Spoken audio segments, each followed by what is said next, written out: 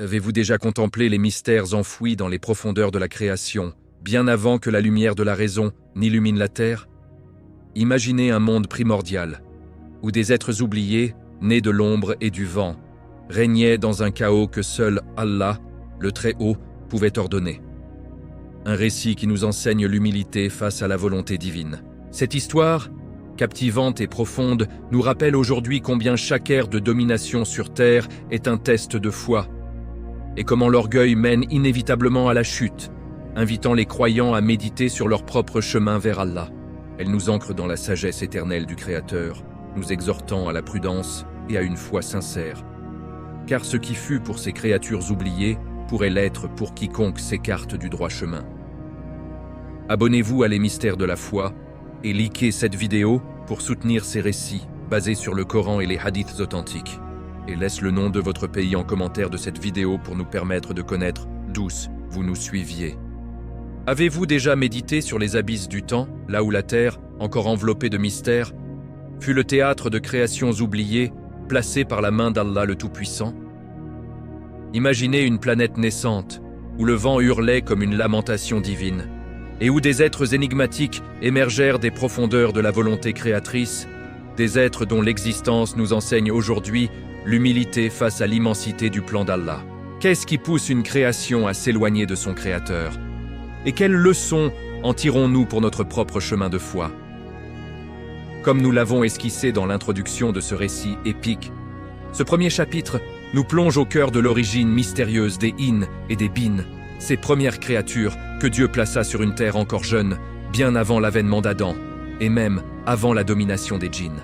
Nous explorerons leur naissance divine, ancrée dans la sagesse éternelle du Coran et des traditions authentiques, pour mieux comprendre comment chaque ère de la création est un rappel à la soumission totale à Allah.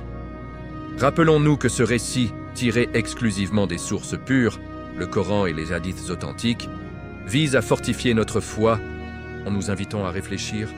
Si ces êtres primordiaux dotés de puissance ont vu le jour dans un monde vide, qu'en est-il de nous qui marchons sur leurs traces effacées? Au commencement, Allah, exalté soit-il, créa les cieux et la terre dans une harmonie parfaite, comme il le déclare dans son livre saint. Louange à Allah qui a créé les cieux et la terre et établi les ténèbres et la lumière. Pourtant, les mécréants donnent des égaux à leur Seigneur. Coran 6.1. Cette terre primordiale était un vaste désert de possibilités, une toile blanche sur laquelle le Créateur posa ses premiers habitants. Bien avant que l'humanité ne foule le sol, et même avant que les djinns ne règnent avec leur feu intérieur, Allah plaça les In et les Bin, des créatures dont l'origine reste voilée de mystère, mais que les narrations traditionnelles nous révèlent comme les pionniers de la vie terrestre. Selon une narration rapportée de Ibn Abbas, que Allah soit satisfait de lui, qui est citée dans des ouvrages de référence comme Majma' uz Zawaid, volume 1, pg 124, et déclarée Hassan, bonne, par l'Allama Haytami, les premières créatures à résider sur Terre furent des êtres qui précédèrent les djinns dans leur forme établie. Bien que le Coran ne nomme pas explicitement les Hin et les Bin, il évoque l'existence de créations antérieures par des allusions profondes, comme dans la sourate Al-Baqarah. Et lorsque ton Seigneur dit aux anges « Je vais établir sur la terre un vicaire, califat », ils dirent « Vas-tu y placer un qui y sèmera le désordre et y versera le sang quand nous sommes là à te sanctifier et à te glorifier ?» Il dit « En vérité, je sais ce que vous ne savez pas. » Coran 2.30. Cette interrogation des anges implique qu'ils avaient connaissance de créatures passées qui avaient semé la corruption. Une sagesse divine que les savants associent souvent aux êtres pré-adamiques. Les In et les Bin, d'après les traditions issues de ces narrations, émergèrent d'une matière subtile, faite d'ombres fugaces et de vents impétueux, évoquant la nature éthérée des créations invisibles. Leur essence n'était pas de chair et de sang comme la nôtre, ni pleinement de feu comme celle des djinns ultérieurs, mais plutôt une fusion primordiale d'éléments intangibles. Des ombres qui dansaient au gré des tempêtes et des vents qui portaient des échos de la commande divine. Pensez-y. Comment une telle création, née de l'invisible, pouvait-elle refléter la puissance d'Allah tout en portant en elle les graines de l'épreuve? Le Coran nous rappelle la création des djinns qui vinrent après, et le djinn, nous l'avons créé auparavant d'un feu sans fumée. Coran 15-27, indiquant une progression dans les œuvres d'Allah où chaque espèce succède à une autre pour tester l'obéissance. Dans cette terre encore jeune, les Hin et les Bin apparurent comme des ombres errantes, façonnées par la parole d'Allah. Kun, sois, et ils furent. Leur origine mystérieuse réside dans le fait qu'ils furent placés sans intermédiaire apparent, directement par la volonté divine, pour habiter un monde brut et inachevé. Les montagnes n'étaient pas encore sculptées par les âges, les vallées étaient des creux de poussière cosmique, et les plaines s'étendaient sous un ciel chargé de nuages primordiaux. Ces créatures, limitées en intelligence mais dotées d'une puissance colossale, erraient dans cet environnement hostile, leur forme changeante se fondant avec les éléments. Un Hin pouvait se manifester comme une bourrasque sombre, balayant les dunes naissantes, tandis qu'un Bin prenait l'apparence d'une ombre rampante, glissant sur les roches volcaniques encore tièdes. Réfléchissons un instant. Pourquoi Allah, le sage, créerait-il de tels êtres en premier? Cette question puissante nous invite à contempler sa hikmah, sagesse. Car chaque création est un signe pour les croyants.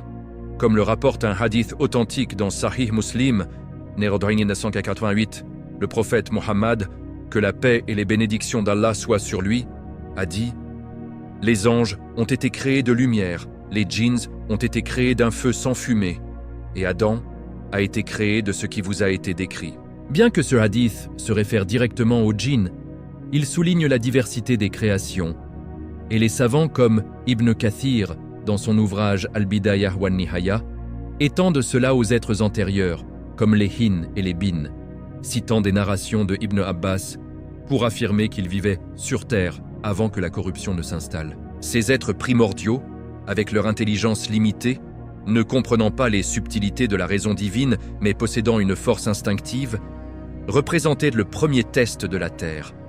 Leur puissance était colossale. Un simple mouvement pouvait soulever des tempêtes de poussière, creuser des vallées de cendres, ou faire trembler les plaines battues par des vents anciens. Pourtant, leur origine mystérieuse les rendait vulnérables à l'oubli de leur créateur. Une leçon pour nous aujourd'hui. Combien de fois, dans notre vie moderne, oublions-nous que toute puissance vient d'Allah et que l'orgueil mène à la ruine? Répétons cette idée clé.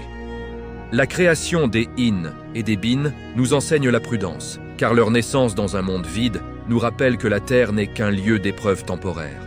Au fil de ce chapitre, nous avons exploré leur émergence d'ombres et de vents, leur placement divin sur une terre naissante, et les signes coraniques qui encadrent leur existence.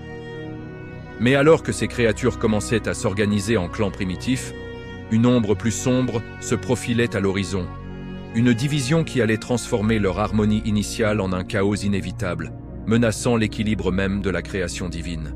Abonnez-vous à Les Mystères de la Foi et likez cette vidéo pour soutenir ces récits basés sur le Coran et les hadiths authentiques. Et laisse le nom de votre pays en commentaire de cette vidéo pour nous permettre de connaître d'où vous nous suiviez. Avez-vous déjà ressenti le frisson d'un vent ancien chargé de secrets oubliés qui murmure les histoires d'êtres nés de l'ombre elle-même? Imaginez ces créatures primordiales, façonnées non de terre ni de feu, mais d'éléments fugaces et impétueux, errant dans un monde hostile où chaque souffle pouvait ébranler les fondations de la création. Une leçon vivante pour nous aujourd'hui, nous rappelant que la vraie puissance réside dans la soumission à Allah et non dans la force brute. Qu'est-ce qui distingue une création dotée de pouvoir colossal d'une autre guidée par la raison divine? Et comment cette distinction nous invite-t-elle à cultiver notre propre intelligence spirituelle? Revenons au fil de notre récit épique, tel que tracé dans l'introduction et le premier chapitre. Après avoir exploré l'origine mystérieuse des Hin et des Bin, placés par Allah sur une terre encore jeune, nous plongeons maintenant dans leur nature intime. Faite d'ombres et de vents, marquée par une intelligence limitée mais une puissance colossale, et leur existence en clans et tribus primitives, au cœur de paysages impitoyables, montagnes noires, vallées de cendres, plaines battues par des tempêtes ancestrales. Ce chapitre, ancré dans le Coran et les hadiths authentiques, nous enseigne la prudence face à l'orgueil de la force, car comme ces êtres, nous sommes tous testés dans notre capacité à aligner notre puissance sur la volonté d'Allah. Répétons cette idée clé. Leur nature éthérée nous rappelle que toute création, aussi imposante soit-elle, est éphémère sans la guidance divine, une sagesse applicable à notre époque où la technologie nous donne l'illusion d'une maîtrise absolue. La nature des hin et des bin était un prodige de la création divine, un témoignage de la diversité infinie d'Allah, le créateur des cieux et de la terre. Comme il le révèle dans son livre, « Et parmi ces signes, la création des cieux et de la terre et la variété de vos idiomes et de vos couleurs. » Il y a en cela des preuves pour les savants. Coran 30-22. Bien que le Coran n'évoque pas nommément leur composition, les narrations authentiques des compagnons, telles que celles d'Ibn Abbas, qu'Allah soit satisfait de lui, rapportées dans des recueils comme Tafsir Ibn Kathir et considérées fiables par les savants, décrivent ces êtres comme issus d'éléments subtils, semblables à des ombres mouvantes et des vents tourbillonnants. Leur essence n'était pas solide comme la nôtre forgée d'argile, ni ardente comme celle des djinns, qui les succédèrent, mais fluide et intangible, un mélange d'obscurité vivante et de rafales impétueuses qui leur permettaient de se fondre dans les éléments naturels. Pensez à cela. Un hin pouvait se manifester comme une ombre allongée, glissant sur les flancs d'une montagne noire, absorbant la lumière naissante du soleil primordial pour grandir en taille et en force. Un bin, quant à lui, prenait la forme d'un vent hurlant, chargé de poussière cosmique, capable de creuser des ravins profonds en un seul passage. Leur intelligence était limitée, instinctive plutôt que réfléchie. Ils percevaient le monde à travers des impulsions primitives, sans la profondeur de la raison qui distingue les humains. Pourtant, leur puissance était colossale, une force brute qui émanait directement de la commande d'Allah. Comme le souligne un hadith authentique dans Sahih al-Bukhari, d'Hébreux 3326, où le prophète, que la paix et les bénédictions d'Allah soient sur lui, décrit la création des djinns ultérieurs d'un feu sans fumée, les savants extrapolent que les hin et bin, en tant que prédécesseurs, incarnaient une forme plus archaïque, faite de vent et d'ombre, pour tester les limites de l'obéissance sans guidance sophistiquée. Dans ces paysages hostiles, d'une terre encore en formation, les hin et les bin vivaient en clans et tribus primitives, organisés par une hiérarchie instinctive basée sur la force et la survie. Les montagnes noires, forgées de roches volcaniques durcies par les feux primordiaux, servaient de refuge naturel où des clans de hin s'abritaient dans des crevasses sombres, leurs formes ombragées se fondant avec les parois pour échapper aux tempêtes. Imaginez ces pics imposants, dressés comme des sentinelles divines, où le vent sifflait à travers des passes étroites, portant les échos de leur rassemblement. Les vallées de cendres, vastes dépressions remplies de poussière grise issues d'éruptions anciennes, étaient le domaine des bin, qui creusaient des abris rudimentaires avec leurs rafales puissantes, formant des cercles de protection contre les éléments. Et les plaines battues par des tempêtes anciennes s'étendaient à perte de vue. Des étendues plates où des tribus mixtes erraient, leurs mouvements créant des tourbillons de sable qui obscurcissaient le ciel. Ces clans se divisaient en groupes familiaux, liés par des alliances fragiles dictées par la nécessité. Un clan hin, par exemple, pouvait compter des dizaines d'êtres, dirigés par le plus imposant d'entre eux, celui dont l'ombre s'étendait le plus loin sous la lune naissante. Leurs interactions étaient primitives, des échanges de vents murmurants pour communiquer, des fusions temporaires d'ombres pour partager la force lors de chasses collectives contre d'autres entités éphémères. Mais leur intelligence limitée les rendait imprévisibles. Sans la capacité à méditer sur la hikmah d'Allah, ils agissaient par instinct, accumulant une puissance qui, bien que colossale, manquait de direction spirituelle. Réfléchissons. Comment une telle existence, marquée par la force sans sagesse, nous enseigne-t-elle aujourd'hui?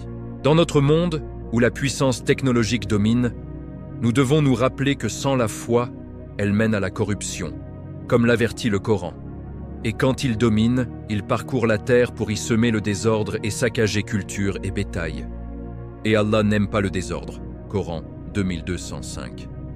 Au sein de ces tribus, la vie quotidienne était un combat perpétuel contre les éléments, une épreuve divine qui testait leur endurance. Les hin, avec leur nature ombragée, se nourrissaient de l'obscurité ambiante, absorbant les ténèbres pour renforcer leur essence, tandis que les bin tiraient leur vigueur des vents violents, se rechargeant lors des tempêtes qui balayaient les plaines. Leurs clans migraient au gré des saisons cosmiques, fuyant les zones où la terre se refroidissait trop, cherchant les vallées chaudes où les cendres encore tièdes leur offraient un répit. Mais cette existence primitive, bien que puissante, portait en elle les graines de la discorde. Des rivalités naissaient entre clans pour le contrôle des sites abrités des conflits, résolus par des affrontements titanesques où ombre et vent s'entrechoquaient, ébranlant les montagnes et creusant de nouveaux ravins. Une leçon profonde pour les croyants. La division sans guidance divine mène inévitablement au chaos, une vérité éternelle que nous appliquons aujourd'hui en unissant nos communautés autour de la Sunna. Répétons cette sagesse.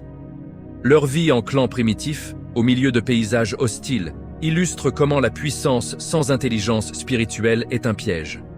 Comme rapporté dans Sahih Muslim, des Roro 1789, le prophète, que la paix soit sur lui, a évoqué les créations invisibles, soulignant leur rôle dans l'équilibre divin. Et les savants comme Al-Qurtubi dans son tafsir associent cela aux êtres pré-djinniques pour souligner l'importance de la raison. Au fil des siècles, ces tribus évoluèrent, développant des rudiments de société. Des cités brisées émergèrent de leurs efforts, mais avec elles vinrent les premiers signes d'une violence qui allait tout consumer. Abonnez-vous à Les Mystères de la Foi et likez cette vidéo pour soutenir ces récits basés sur le Coran et les hadiths authentiques. Et laisse le nom de votre pays en commentaire de cette vidéo pour nous permettre de connaître d'où vous nous suiviez.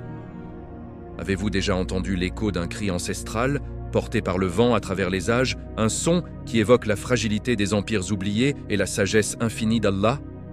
Imaginez ces êtres primordiaux évoluant de simples clans en sociétés naissantes bâtissant des cités qui défiaient les éléments, mais porteuses des graines de leur propre destruction. Une réflexion profonde pour nous aujourd'hui, nous invitant à questionner comment nos propres constructions, si avancées, soit-elles résisteront-elles sans l'ancrage de la foi sincère? Qu'est-ce qui transforme une harmonie primitive en un chaos retentissant? Et quelles leçons en tirons-nous pour cultiver la prudence dans notre ère moderne? Reprenons le fil de ce récit épique, tel que esquissé dans l'introduction et tissé à travers les chapitres précédents. Après avoir sondé l'origine mystérieuse des In et des Bin, puis leur nature d'ombres et de vents, marquée par une puissance colossale mais une intelligence limitée, nous explorons maintenant l'évolution de leur société. Des cités brisées, érigées au milieu du chaos des outils rudimentaires, taillées dans la pierre volcanique, et des cris étranges qui résonnaient à travers une terre encore jeune, écho d'une existence primitive, qui nous enseigne la vanité des œuvres sans guidance divine. Ce chapitre, puisé exclusivement dans le Coran et les hadiths authentiques, nous rappelle que toute société, aussi rudimentaire soit-elle, est un test de soumission à Allah, exalté soit-il. Répétons cette idée clé. L'évolution de ces êtres nous invite à la réflexion sceptique sur nos propres progrès, car sans la hikma divine, même les plus grands édifices s'effondrent une vérité applicable à notre temps, où l'innovation masque souvent l'oubli du Créateur. Au fil des siècles primordiaux, les Hin et les Bin, ces créatures nées d'ombres fugaces et de vents impétueux, passèrent d'une existence nomade à une forme d'organisation plus structurée, marquant l'évolution de leur société en un témoignage de la créativité divine. Comme Allah le révèle dans son livre saint, « N'as-tu pas vu comment ton Seigneur a agi envers les gens de l'éléphant? N'a-t-il pas rendu leur ruse complètement vaine ?» Coran 105, 1-2. Une sourate qui évoque la destruction d'empires orgueilleux, rappelant que toute évolution humaine ou préhumaine est soumise à sa volonté. Bien que le Coran ne détaille pas explicitement ces sociétés antérieures, les narrations authentiques des compagnons, telles que celles rapportées par Ibn Abbas, qu'Allah soit satisfait de lui, dans des recueils comme Tafsir at-Tabari, considérés fiables par les savants, décrivent comment ces êtres commencèrent à façonner leur environnement, érigeant des structures primitives sur les ruines d'une terre en formation. Leurs cités brisées émergèrent comme des anomalies dans le paysage hostile, des assemblages chaotiques de roches et de cendres compactées par leur force colossale. Imaginez une cité In nichée au creux d'une montagne noire, ses murs faits d'ombre solidifiées, entrelacés avec des blocs volcaniques arrachés aux flancs des pics. Ces édifices n'étaient pas des merveilles architecturales, mais des amas rudimentaires, des tours penchées, fendillées par les tempêtes incessantes, où les ombres des habitants se fondaient pour renforcer les parois contre les vents adverses. Dans les vallées de cendres, les Bin érigèrent des enceintes circulaires, creusées par leurs rafales puissantes, formant des labyrinthes de poussière durcie où des clans entiers se réfugiaient lors des éruptions primordiales. Ces cités, souvent brisées par leurs propres excès, un choc de vent trop violent, une ombre trop étendue qui fissurait la roche, symbolisaient l'instabilité inhérente à une société sans raison divine. Pensez-y, comment ces constructions, nées de la brute force, nous enseignent-elles la prudence ? Aujourd'hui, nos villes modernes, avec leurs tours de verre, ne risquent-elles pas le même sort si elles s'éloignent de la voie droite, comme l'avertit le Coran ? Et combien de cités qui étaient injustes avons-nous brisées et élevées après elles d'autres peuples ? Coran 21:11. Les outils rudimentaires des Hin et des Bin étaient taillés dans la pierre volcanique, cette matière noire et tranchante issue des feux internes de la terre. Un don d'Allah qui testait leur ingéniosité limitée. Un Hin pouvait façonner une lame primitive en frottant une ombre condensée contre la roche, créant des instruments pour creuser des abris ou chasser des entités éphémères. Les Bin, avec leurs vents tourbillonnants, polissaient des pointes acérées, les utilisant pour percer les sols cendreux et extraire des ressources cachées. Ces outils n'étaient pas sophistiqués, pas de métal forgé, pas d'artisanat raffiné, mais leur efficacité brute reflétait la puissance colossale de ces créatures. Selon un hadith authentique dans Sahih Muslim, Munderenam 2788, le prophète, que la paix et les bénédictions d'Allah soient sur lui, a décrit les créations invisibles, soulignant leur rôle dans l'équilibre divin, et les savants comme Ibn Hajar dans Fath al-Bari étendent cela aux êtres prédjiniques, notant comment leur utilisation d'éléments naturels préfigurait les épreuves futures. Réfléchissons un instant. Pourquoi Allah, le sage, doterait-il de tels outils des êtres à l'intelligence limitée ? Cette question puissante nous pousse à valoriser la sagesse du passé, car elle nous enseigne que les outils, sans guidance spirituelle, deviennent des armes de destruction. Une leçon pour notre époque où la technologie amplifie nos faiblesses. Marquant cette évolution, leurs cris étranges résonnaient à travers la terre encore jeune. Des sons gutturaux et surnaturels qui portaient les échos de leur existence primitive. Un cri Hin pouvait être un murmure ombreux, s'insinuant comme un frisson dans les crevasses des montagnes, appelant les clans à se rassembler pour des rituels instinctifs. Les Bin, eux, émettaient des hurlements venteux, des rafales sonores qui traversaient les plaines, faisant vibrer les cendres et signalant des dangers ou des victoires. Ces cris, amplifiés par les échos des vallées, créaient une symphonie chaotique, un langage primal qui unissait les tribus mais semait aussi la confusion. Imaginez une nuit primordiale où des centaines de ces sons s'entremêlaient, résonnant des siècles durant. Un rappel auditif de la diversité des créations d'Allah. Comme le Coran l'évoque dans la sourate Al-Jinn, et lorsque nous avions décrété la mort de Salomon, rien ne leur indiqua sa mort sinon une bête de la terre qui rongea son bâton. Coran 34:14. Illustrant comment les créations invisibles perçoivent le monde différemment, une sagesse que les savants appliquent aux êtres antérieurs pour souligner leur communication instinctive. Dans ces sociétés en évolution, la vie quotidienne tournait autour de ces cités et outils, avec des rassemblements où ombres et vents fusionnaient pour renforcer les liens claniques. Mais cette progression portait en elle une intensité spirituelle sobère. Sans prophétie ni révélation, leur intelligence limitée les menait vers des excès, transformant les cris d'unité en appels à la discorde. Répétons cette vérité. L'évolution de leur société avec cités brisées et outils primitifs nous enseigne la foi sincère, car elle montre comment le progrès sans Allah mène à la chute.